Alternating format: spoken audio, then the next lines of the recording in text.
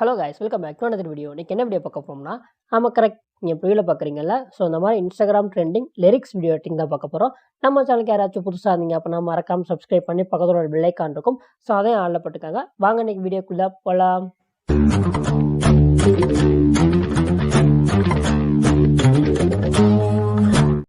Hey guys, இதுக்கு முன்னாடி பார்த்தீங்கன்னா இந்த டுட்டோரியல் போட்டிருப்போம். அதாவது லெஃப்ட் ரைட் மூவ் ஆகிற மாதிரி. இது கேப்கட்டில் எப்படி மேக் பண்ணுறான்னு பார்த்துருக்கோம். அதே மாதிரி அலைட் மோஷனில் எப்படி மேக் பண்ணுறான்னு பார்த்துருக்கோம். ஸோ இது ரெண்டோட லிங்க்கு கீழே டிஸ்கிரிப்ஷனில் தரேன். அந்த வீடியோ செக் பண்ணி பாருங்கள். ஸோ அது பார்த்தீங்கன்னா ரைட் லெஃப்ட்டு, இது பார்த்தீங்கன்னா அப் அண்ட் டவுனு. இவ்வளோ தான் டிஃப்ரென்ஸு. ஓகே, அதில் பார்த்தீங்கன்னா XML ஃபைல் கொடுத்துருப்பேன். அந்த தான் நீங்கள் இம்போர்ட் பண்ணிக்கோங்க. ஸோ அந்த டுட்டோரியல் வேணுனாலும் அந்த வீடியோ நீங்கள் வாட்ச் பண்ணிக்கோங்க. ஓகே, பார்த்தீங்கன்னா அந்த XML ஃபைல் ஓப்பன் பண்ணிக்கிறேன்.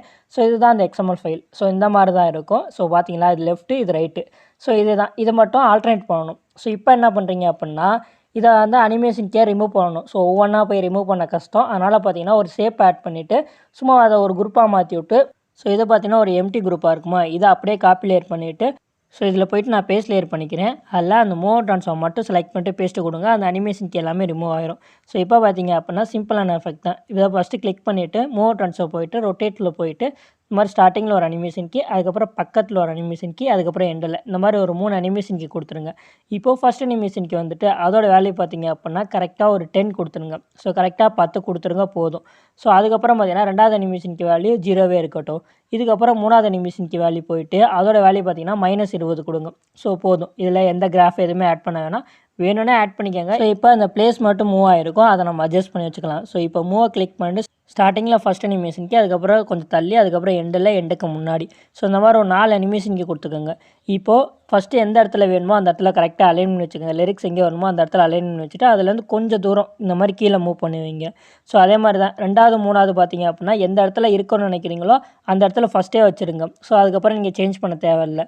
ஸோ இப்போ மூணாவது அனிமேஷனுக்கு அந்த பிளேஸ் மட்டும் சைடில் மூவ் ஆகிருக்கும். அதை பார்த்தீங்க அப்படின்னா அது ஒரு மாதிரி சென்டராக கொண்டு வந்துடணும். ஸோ அந்த இடத்துல வச்சுட்டு அதே மாதிரி பார்த்திங்க அப்படின்னா லைட்டாக மூவ் பண்ணி சென்டராக கொண்டு வந்துடுங்க. ஸோ அதாவது அந்த மூவ் ஆகிற மாதிரி தெரியக்கூடாது, அந்த அளவுக்கு நீங்கள் கொண்டு வந்துக்கோங்க. ஸோ அதுக்கப்புறம் பார்த்தீங்கன்னா 4வது அனிமேஷன் கீ, ஸோ அதுவும் சைடில் போயிருந்துச்சு அப்படின்னா அதையும் பார்த்தீங்கன்னா லைட்டாக அந்த மாதிரி மூவ் பண்ணி வச்சுட்டு அதுக்கப்புறம் பார்த்தீங்க அப்படின்னா அதை அப்படியே கொஞ்சம் கீழே இறக்கி வைக்கணும். ஸோ ஃபஸ்ட்டில் எவ்வளோ இறக்கி வச்சிங்களோ அதை விட கொஞ்சம் கீழே போகணும். ஸோ அந்த மாதிரி இருக்கணும். இப்போ எக்ஸாம்பிளுக்கு ஸோ இந்த இடத்துல தான் முதல் இருந்துச்சு, இப்போ அதோட லைட்டாக கீழே டவுன் பண்ணி வச்சுருக்கேன். ஓகே, இப்போ நீங்கள் ப்ளே பண்ணி பார்த்தீங்க அப்படின்னா அந்த எஃபெக்ட் நமக்கு சூப்பராகவே கிடச்சிருக்கும். ஸோ இதுக்கப்புறம் என்ன, இந்த எஃபெக்ட்டை அப்படியே காப்பி லேயர் பண்ணி மற்ற எல்லாத்துக்குமே நீங்கள் பேஸ்ட் லேயர் பண்ணிக்கலாம். எக்ஸாம்பிளுக்கு நான் காப்பி லேயர் பண்ணி பேஸ்ட் லேயர் பண்ணி காமிக்கிறேன். ஸோ இந்த எஃபெக்ட்டில் போயிட்டு அந்த காப்பி லேயர் பண்ணிவிட்டேன். ஸோ இப்போ எதெல்லாம் பேஸ்ட் பண்ணுமோ எல்லாத்தையும் மார்க் பண்ணிவிட்டு அதே மாதிரி ஆரம்பட் பக்கத்தில் ஐக்கான் இருக்கும், அதை கிளிக் பண்ணிவிட்டு அந்த மூவ் ட்ரான்ஸ்ஃபார்ம் மட்டும் செலக்ட் பண்ணிவிட்டு பேஸ்ட்டு கொடுத்துருங்க. ஸோ இப்போ எல்லாத்துலேயும் நமக்கு பேஸ்ட் ஆகிருக்கும். ஸோ இதோட XML ஃபைல் தரேன். ஸோ கவலைப்படாதீங்க.